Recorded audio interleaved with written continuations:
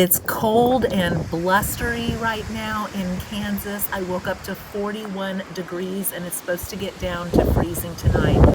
I thought I had one more day, but I have to get my plants inside and it's going to look like an inside greenhouse this winter, and I'm okay with that. Doing what I can to remain as self-sufficient as possible saves me money, and it has also turned into some fun hobbies that I enjoy, like the gardening all year round.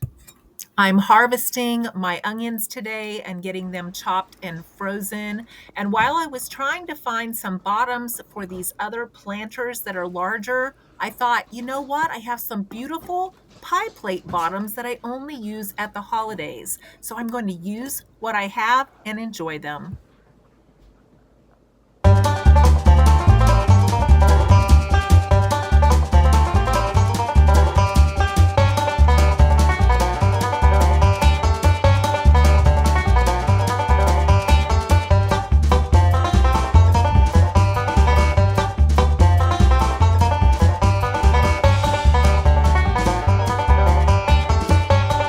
Do you have items that just sit around your house like 11 months and 28 days of the year? That's the way those pie plates were for me. And I thought, why not enjoy those? They'll make beautiful bottoms for my planters. So I was really happy that I thought of that and pulled them out, and I can use them and enjoy them much more than about 3 days. Whenever I come up with new ways to use the things I have, it gives me confidence that I can ride out retirement and that I am going to be just fine when it comes to money. One of the biggest things that I do that saves me a ton of money and gives me confidence is my clearance shopping for food. Let me show you what I bought this week, because clearance shopping for food can put money back in your budget that you have allotted for food. When you don't spend that much, you have money left over. Items I bought on sale this week, but not on clearance. They had two cold foam coffee toppers. These were $2.75 each if you bought two. Brats, $3.99. Pork sausage for breakfast, $3.49. And pork roast, $1.99 a pound. And then a 10-pound bag of potatoes for $4.99. Items that I bought on clearance was coleslaw mix for $1.12 a package. I got 3. We like to make stir fries with this. I got some tomatoes for $1.50. They looked really, really good. So I think it's just that they had a new shipment come in and they wanted to separate the new from the old. I've never bought these before, but for $1.15, I could not resist. That will make some really cheap lunches for me. I could even add some canned peas, which I love, or even some tuna. So yeah, these I've never bought before. We're going to check them out. Bananas were on the markdown list for 55 cents a pound. That is the markdown price now when it used to be the regular price. These, again, didn't look that bad, but it looked like they had a lot of green ones with the tags on them, like the new bunch came in and the old ones hadn't sold or something. I don't know. But this was a good deal for bananas these days.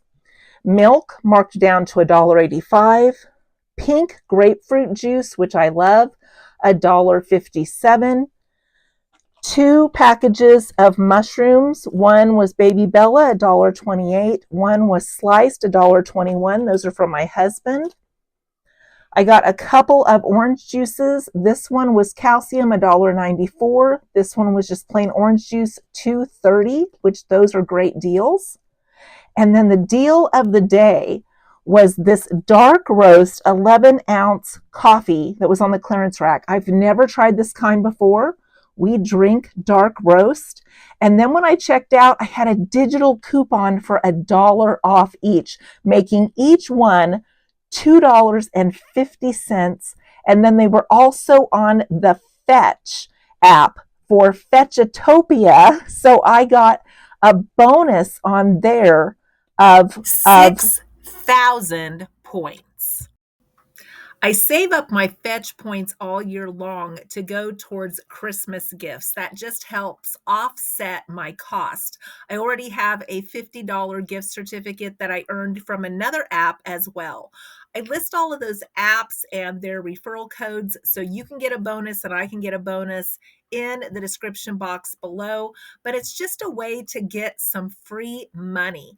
And I didn't realize that that coffee was affiliated with like Dunkin' Donuts, and I had downloaded that coupon, even though I have never bought Dunkin' Donuts, I think maybe once in my life, and it was hot chocolate.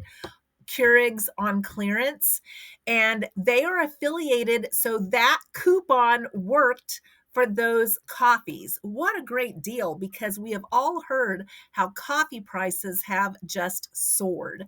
We have a good backstock of coffee. I am good to go through the winter without having to pay full price. I have to admit that having my plants inside through the winter also gives me a sense of comfort. I enjoy having something green when everything outside is dead. And it also kind of spoils me because I can just walk a few steps and I can harvest stuff right here in my house and have it fresh and not have to go out in the blustery cold to go get some fresh vegetables. They're right here. So I love being able to garden all year round. It really does help if you have any type of seasonal depression to be able to have some green things growing in your house. And I really encourage you to start something simple, even if it is just like green onions, putting them in water, letting them grow roots, and then planting them like I just harvested. And I showed you that in the clip earlier. I normally let them get a lot bigger than that, but I just wanted to get them harvested. We were getting low in the freezer. I can pick up another batch and start them here in the winter and grow them inside. So I don't have to worry about using them up or waiting for them to come back next year. I just harvest them before the first frost and we eat them during the winter. When you live in the country, it's very common to have your own little stock right here in your house, so you don't have to leave for several days at a time if you don't have to because of the weather. And that is what I have built up, so I can stay here long periods of time unless I need milk or eggs or something perishable like that. We can make do. And I really enjoy just being able to go in the kitchen and whip something up and not have to worry about having the ingredients to do it. On these cold days like this, I don't want to get out. In fact, I'm not even going to do any mystery shopping over the winter because I don't want to get out in the cold. And I'm just going to save in other ways and I'm not going to get out in it because I don't want to. And I don't have to. So, what can we do if we want something special at home to just make things cozy? We can make our own. And today I'm going to show you how to make a mocha caramel coffee right here in your own home. And it's super easy, and you may already have all the ingredients to do it. No need to bundle up and go wait in line at the coffee shop. You can make it right in the comfort of your own kitchen. To make our latte, we are going to put in about a quarter of a cup of chocolate chips. Now it calls for 1 ounce, and 1 ounce is 54 chips, but I'm only going to use about half that. I don't want it that chocolatey. Then it calls for 2 tablespoons of caramel. So we're going to give it 2 good squirts of caramel here.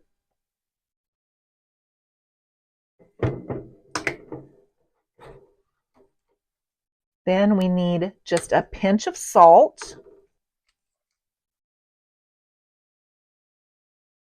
Salted caramel, so good.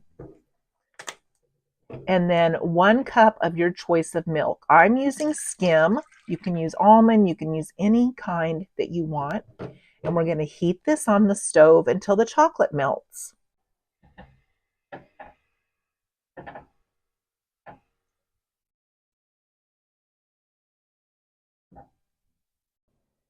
Now that this is all melted, I'm going to add in about a third of a cup of hot coffee.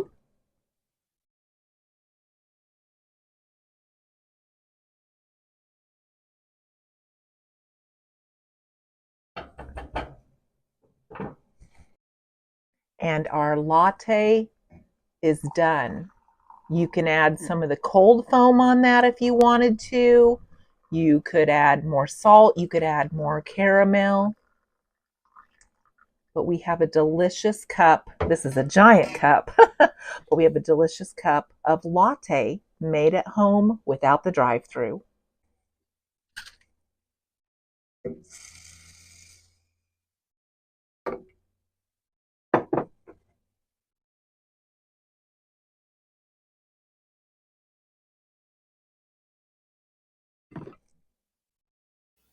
So I wanted to point this out. I've mentioned it before, but I wanted to mention it again.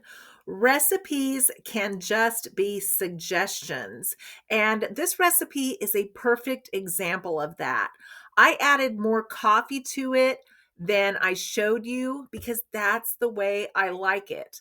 But you could froth it up. You could add vanilla instead of caramel. You could change up the recipe to be to your taste.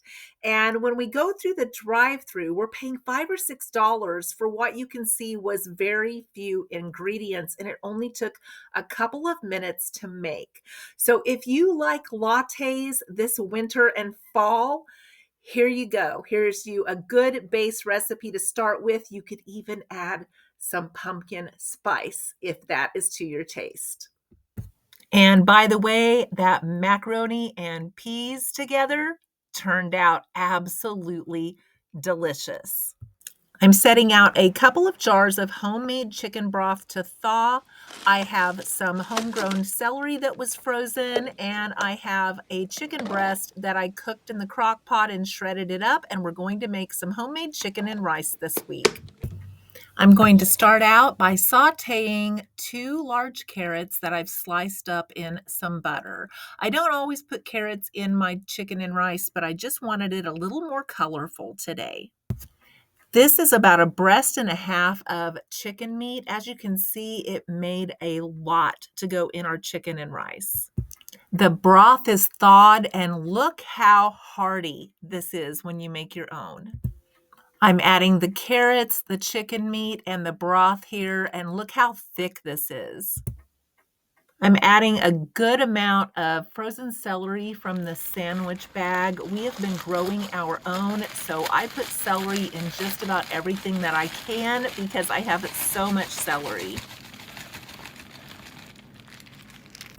All of these colors together are going to make the chicken and rice very pretty.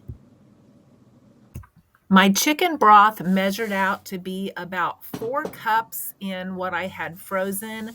So I'm going to add 2 cups of rice to cook in this. Now, depending on how much you seasoned your broth when you made it from scratch, you may want to add more chicken bouillon, more salt.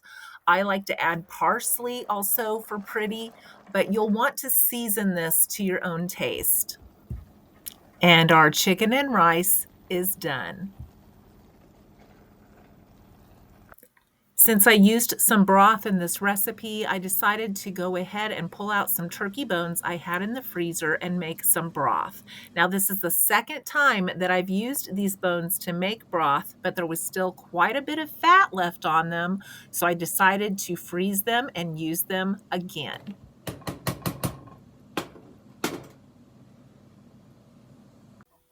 That might surprise some people that I have used bones more than once to make a second batch of broth.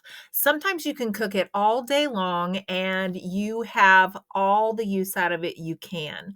But when there's still fat left on there or even some little meat on the bones and that didn't disintegrate, I will save that and I will use it a second time and make several more jars of broth. And it has never failed me.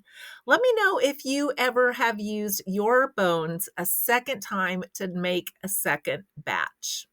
I try to get every bit of use out of everything that I can. I feel accomplished when I've had a week like this week where I've been able to do a lot of frugal things and make a difference in what I can see that I can do that's self-sustainable. I really enjoy that. I find it fun. I know some of you have been following me on the house renovations, so I want to show you the living room that is done. We're still trying to get the bedroom in order so I can show that to you. But if you are new to the channel, thank you for joining me today. Please consider subscribing. And if you are a returning viewer, thank you again for being here and thank you for your support. I appreciate you all so much.